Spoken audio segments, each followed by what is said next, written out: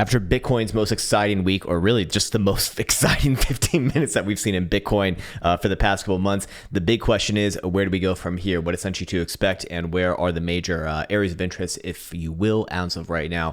Other than that, I want to welcome you back to the Krown Crypto channel. Nice little Saturday morning on a very dreary representative of the current price action in the background right here. And I think we can just jump right into this one, as a lot of things have actually happened even in the last 24 hours, despite that sideways movement, which, yes, we were kind of looking for on Friday. But if there is going to be continuation, weekend is actually fair game in this case, as we'll kind of go over. So first things first, let's start off with a continuation of yesterday's analysis. The 5-day time frame, or I guess actually we called this one out about a few days ago. The 5-day time frame definitely did play out that regular bearish divergence, thus confirming it on that last closure last night.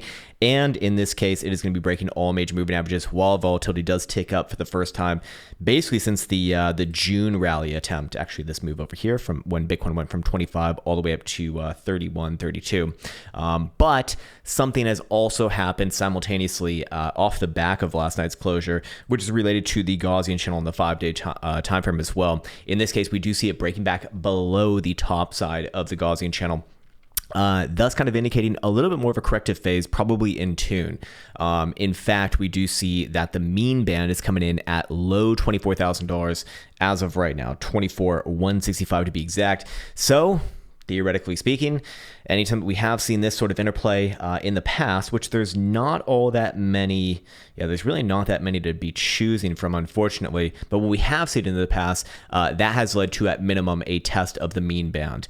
And again, that is 24,150. In fact, now that I recognize it, going over the past iterations over here, not only did it lead towards a test towards a mean band, but also the bottom side of the Gaussian channel as well. So that would be 21.2 to 21.5, I suspect, as that does start to get marched up over time, which, as we went over in yesterday's video, probably my worst case scenario for this current dump-ola party, also in alignment with one of CME's last major gaps from the rally that began over here in March of this year.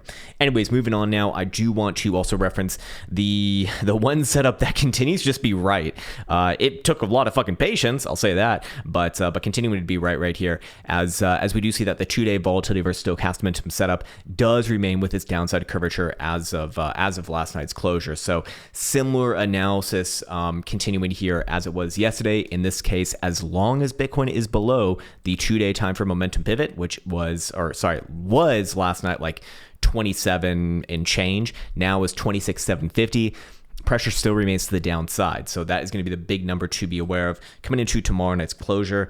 And as long as Bitcoin's below there, well, have to really be considering the possibilities for continuation. Also, I mean, that's going to come into collision with the hash ribbons setup that we were looking at as of last week. That could very easily be invalidated tomorrow with a weekly closure, specifically below about 25.9, I think it was. But we'll go over that in more detail tomorrow. I think there's a lot of fun things to be speaking of in that particular vein.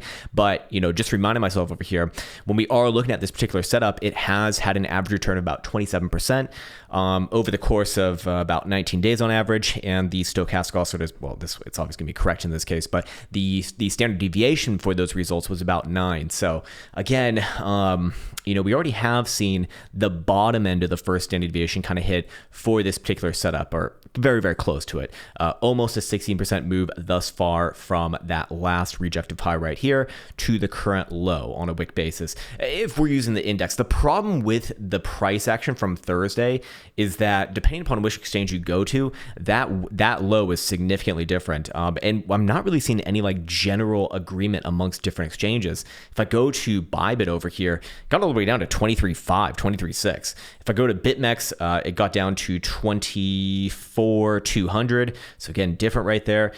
We got Coinbase going down to 25,200. We got Bitstamp going down to 25,600. We got Finex going down to 24,700. Like none of these are the same. And the index, like I said, what was low here?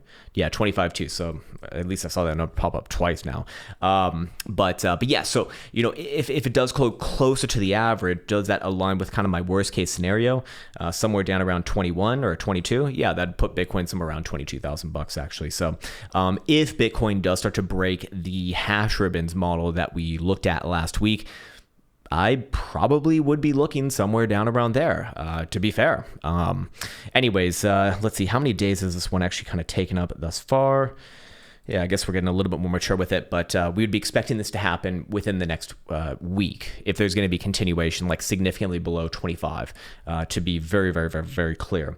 Anyways, yes, we've gone through that. Let's go through some HPDR ranges over here on the 4-hour time frame. I did make a quick Twitter post on this one, just a very easy way to kind of get out these sort of like short-term, easier charts, or hopefully easier charts. But in this case, we are starting to see the 4-hour 50% of historic returns range start to encompass current price action. Before that, obviously, it was operating well below. In this case, even got all the way down to the yellow zone right here, which you do not see very often. That was, of course, on Bybit with that extreme wick. But even for the other ones, they're getting down to the end of the green zone, which is, again, doesn't happen all that often on the 4-hour time frame. 4-hour BBWP representing volatility is at extremes, coming down from them, and even directional volatility represented by the HPDRO is hidden extreme, and it's now kind of curling back up. But with the way that things are currently positioned right now, I do suspect that we'll see a double extreme here. At least off of a move like that, you typically do see double extremes. So that would imply at least one more test to the downside, actually. Probably, if I had to guess, somewhere around the bottom side of the current 50% of historic returns range low, which is 25,350. Does it imply that we'll see a breakdown below there? No, not necessarily. But if you see volatility hit like another extreme and Bitcoin kind of bounce off this region and then volatility starts to cool down and contract again, that would be a good play or a good indication for mean reversion in this case. Anyways, going off of stochastic momentum, let's go see first starting with the weekly. It's not going to be good on the higher term time frames. I'm already warning you, man. I'm already warning you. Weekly time frame is going to be showing downside momentum as long as Bitcoin's below 30,300. 5-day time frame is going to be showing downside momentum as long as Bitcoin's below 29,420. 2-day time frame, we already went over this one, but 26,750. Daily still down below 27,600. 12-hour time frame, actually going to be up. There's your hopium for the day, above 25.5, which Bitcoin's a few $100 above as of right now. 6-hour time frame, however, freshly turning down yet again below 26.4. 4-hour time frame is going to be also freshly turning down below 26,320, and hourly is also going to be down freshly, even rejecting getting out of the neutral zone below $26,000. So, short-term timeframes are kind of aligned with at least one more try to the downside here.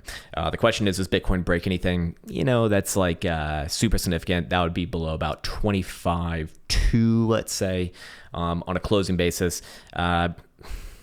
If it is going to do it, this would actually be the time for it to really do it, at least in my opinion. But that is also say that if Bitcoin fails to really break lower here, below that pivot 25.2, then we will naturally see a lot of the short and medium term time frame oscillators reset, and that's going to likely align for the first sort of relief rally that we've seen since this dump really started. I mean, there was a few attempts on lower term time frames. Yes, I get that, but I mean, like on a 4-hour time frame, we'd see a bit of a bounce behavior right there. But for right now, short term, likely another stab lower. The question is, what does Bitcoin do somewhere around 25.2 if it starts to close below? Well, at that point, have to reference those other higher term timeframes. So I do want to take a second here to kind of speak towards this sort of thread of analysis that we've had over the past couple of weeks. As going into the past couple of weeks, I think around the start of August, we're still looking at it, saying, hey, there are some setups here that do still suggest that Bitcoin has a chance to the upside. However, this is starting to develop in the back end, and if Bitcoin kind of stalls here, then probabilities start to turn in favor of the bear odds. This really started to get a lot more intense as of the last 10 days. And then, of course, in the last few days, started to fire off. So you see how these things have slowly progressed and how, the overall analysis can start to change around more importantly. And this is something that, I understand is very, what's it called? What's the word that I'm looking for? Frustrating, for a lot of people, especially if you're newer. And fair enough, of course, it's going to be frustrating. But at the end of the day, this is why it is very, very important to be able to, recognize when things are turning around and prepare for something like this over here, as we were earlier this week saying, hey, that 2-day setup, as long as this one's positioned to the downside, technically speaking, or probabilistically speaking, downside is more likely. And well, that's what's happened now. So, tomorrow is going to be a big day. Tomorrow is going to be a big day as far as analysis goes, just because I do want to go over that hash ribbon setup and what to expect if it fails. Because if Bitcoin does close below 25.9 on a weekly, that will invalidate it, and we do have some data to be going off of as to what to expect in those cases. So tomorrow's going to be a very, very, very, very important one. Today, just more or less focused on the short term, medium term, and how that can obviously relate into the long term. But we'll connect the dots again tomorrow, and probably a little bit more of a long form video. Anyways, I will leave things there. It's been an absolute pleasure this last week, my friends. We got 15 minutes of fucking price action. No, we got a little bit more than that, I guess, when I go back to it over here. I mean, realistically, actually 15 minutes really was the majority of that. That is kind of crazy. Well, get ready for another couple months of sideways. No, if Bitcoin does level off and start to go sideways here, then that's going to start to favor the Bulas. But hey, Bear's ball is still in their court, as it has been for the last couple weeks now.